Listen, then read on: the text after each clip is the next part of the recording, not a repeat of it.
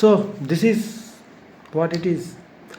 Brazil successfully has been eliminated from World Cup 2002, then 6, 10, 14, 18, 22 and 26. তো হেক্সা মিশনের জন্য Brazil এসেছিল, mission hexa, and they have successfully done the mission hexa of elimination. 6বার continue elimination, আর এবার তো round of 16 থেকে। লাস্ট টাইম রাউন্ড অফ 16 থেকে ব্রাজিল ওয়াজ এলিমিনেটেড 1990-তে এগেনস্ট আর্জেন্টিনা ইট ওয়াজ। দেখুন 2002-এ যখন ব্রাজিল ওয়ার্ল্ড কাপ চ্যাম্পিয়ন হয়েছিল, I was 12 and now I am 36. After that it will be I am 2030-তে আমি হব 40। তো এই 24 বছর যে ফুটবল দেখলাম না, 24 বছর, তারপর থেকে 6টা বিশ্বকাপ এক্সপিরিয়েন্স করে ফেলছি, একটা জিনিস খুব ভালোভাবে মাথায় গেঁথে গেছে। যে টিম, সেটা ওয়ার্ল্ড ফুটবল হোক কি ক্লাব ফুটবলে হোক, আপনি মিলিয়ে নিন বিষয়টা, যে টিম তাদের ফুটবল আইডেন্টিটির বাইরে চলে গেছে না, তাদের আইডেন্টিটিকে আর ফলো করে না, তাদের ফুটবল অলমোস্ট ফিনিশ। আমি এক্সাম্পল দিয়ে দিচ্ছি, আপনি দেখে নিন, মিলিয়ে নিন, মানতে আপনারা বাধ্য। Italy, where is Italy? World ফুটবলে ইটালি কোথায় বিলং করে? নেই। স্পেন, সরি ভুল বললাম, ক্ষমা করুন, উত্তেজনায় আছে না। জার্মানি, এই মুহূর্তে ওয়ার্ল্ড ফুটবলে জার্মানি কোথায় বিলং করে? আর জার্মানি রিয়েলাইজ করে নিয়েছে, জুগেন ক্লপকে তারা হায়ার করে নিয়েছে, কারণ তারা রিবিল্ড করছে, তাদের রিবিল্ড স্টার্ট হয়ে গেছে। অ্যান্ড 2030-এ জার্মানিকে মিলিয়ে নেবেন, নেক্সট ইউরোতে জার্মানিকে মিলিয়ে নেবেন, Germany will be a different best. Okay, club ফুটবলে ম্যানচেস্টার ইউনাইটেড, হোয়ার আর দে? নেই, সিম্পলি ওই এলিট লেভেলে নেই তারা। আছে কি? নেই। ব্রাজিল ওয়ার্ল্ড ফুটবলে এই মুহূর্তে কোথায়? ব্রাজিলকে আর কেন কোনো টিম ভয় পায় না? কেন ব্রাজিল নরওয়ের এগেনস্টে এইরকম বুলশিট পারফরমেন্স দেবে? কেন এই এম্বারাসমেন্টগুলো ফেস করতে হবে তাদের ফ্যানেদের? আমি জানি ভালো ফুটবল খেলতে ব্রাজিল আসেনি, কার্লো অ্যানচেলত্তি বলেছিলেন, উইথ ডিউ রেসপেক্ট, আমি কার্লো অ্যানচেলত্তির মতো মানুষকে কোনো অসম্মান করতে পারি না, বাট এই ফুটবলটা খেলে ব্রাজিল কোন সম্মানটা আদায় করে নিল, আর কার্লো অ্যানচেলত্তি এই ফুটবলটা তার কোন ট্যাকটিক্সের মধ্যে পড়ে, সিম্পলি আমার মাথায় আসছে না। ম্যাচটা শেষ হওয়ার পর আমি এই নিয়ে আই থিঙ্ক 3টে ভিডিও রেকর্ড করে ডিলিট করে দিয়েছি, কারণ আমি আমার মনের কথা বোঝাতেই পারছি না, আমি কি বলতে চাইছি, কারণ আমি তো নিজেই বুঝতে পারছি না আমি সেকেন্ড হাফে কী ফুটবল দেখলাম। এটা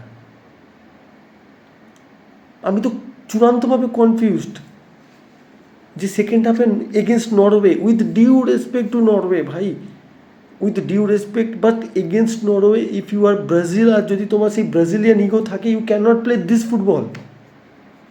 ট্যাকটিক্স গুলি মেরেছে, প্লেয়ারদের সেই ইচ্ছেটা কোথায় ছিল? আমার মনে হয়নি দেখে ব্রাজিলকে একবারও, কোনো প্লেয়ারকে দেখে মনে হচ্ছিল যে ব্রাজিল খেলার চেষ্টা করছে। সেকেন্ড হাফে ব্রাজিল খেলার চেষ্টা কোথায় করলো? আবার তো এটা দেখে মনে হচ্ছিল কতক্ষণে ব্রাজিল যেন ইনভাইট করছে, দে ওয়ার ওয়েটিং যে নরওয়ে কখন গোল করবেন, after that we will play, after that Raymond data না কি সব বলে, সব ভুলে গেছে এখন, সেটা করবো আমরা, আবার একটা কাম ব্যাক করবো, দুনিয়াতে হইচই পড়ে যাবে, এই যেমন করেছিলাম এগেন্স্ট জাপান। 1998-এ নরওয়ে যখন ব্রাজিলকে হারিয়েছিল, ব্রাজিল ওটাতে ফাইনালে ফ্রান্সের কাছে হারে। একটা জিনিস আপনাদের বলি, ফুটবল কতটা পাল্টে গেছে।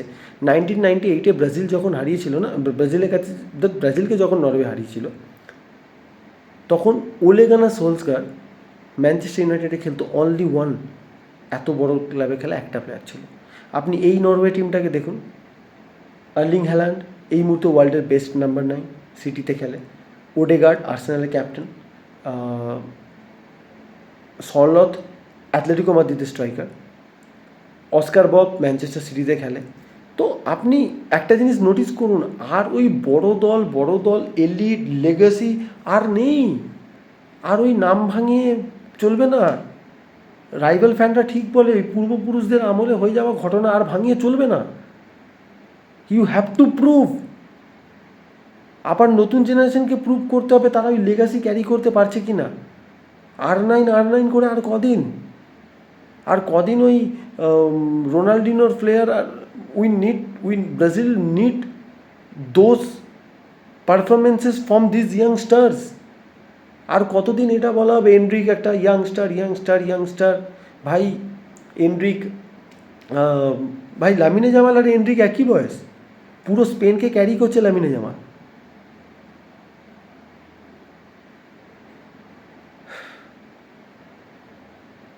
পেনাল্টি মিস, গোল মিস, এই তো দেখতেই থাকছি।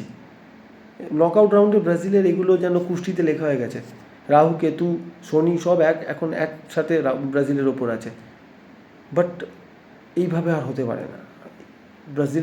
আমরা ব্রাজিল ফ্যানরা যে এম্বারেসমেন্ট ফেস করি, 4 বছর তো আমরা শুধু ফুটবল দেখি না, 4 বছর অন্তর অন্তর আমরা ফুটবলটা রেগুলার বেসিস দেখি। আর সেখানে আর নেওয়া যাচ্ছে না। বিশেষ করে বাঘের বাচ্চার মতো বুক চিতিয়ে পারফরমেন্স করে যদি হেরে যেত, কিছু বলার থাকে না এসব ক্ষেত্রে। যেমন ডিআর কঙ্গোকে স্যালুট করছে সবাই, কেপ ভার্দেকে স্যালুট করছে। কেপ ভার্দে যে ফুটবলটা খেলেছে তার কেপ ভার্দে হারিয়ে দিত ভাই, আজকে কেপ ভার্দে হারিয়ে দিত। ডিআর কঙ্গো সামনে পড়লে হেরে যেত। ডিআর কঙ্গো যে ফুটবলটা খেলেছে, ক্রোয়েশিয়া যে ফুটবল খেলেছে এগেন্স্ট পর্তুগাল, আজকে ব্রাজিল হেরে যেত এই ফুটবল করলে। কানাডা যে ফুটবল খেলেছে এগেন্স্ট মরক্কো, ফার্স্ট হাফে ব্রাজিল 3 গোল খেয়ে যেত যদি আজকে এইরকম খেলা হতো। নেক্সট ম্যাচ দেখুন মেক্সিকো যে ফুটবলটা খেলবে। But this is unacceptable. এটা আর অ্যাকসেপ্ট করা যাচ্ছে না with this lethargic of A performance. This is embarrassment ভাই। দিস ইজ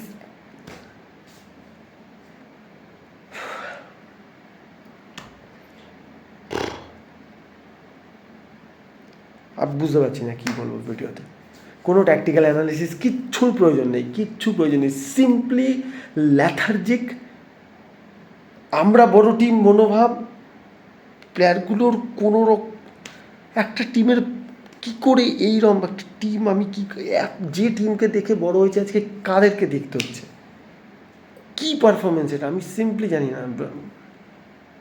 যতটা প্রশংসা কার্লো অ্যানচেলত্তিকে আমি করেছিলাম, আমি ওই মানুষটাকে তো কিছু বলতেও পারবো না। এই মানুষটা এত ভালোবাসি।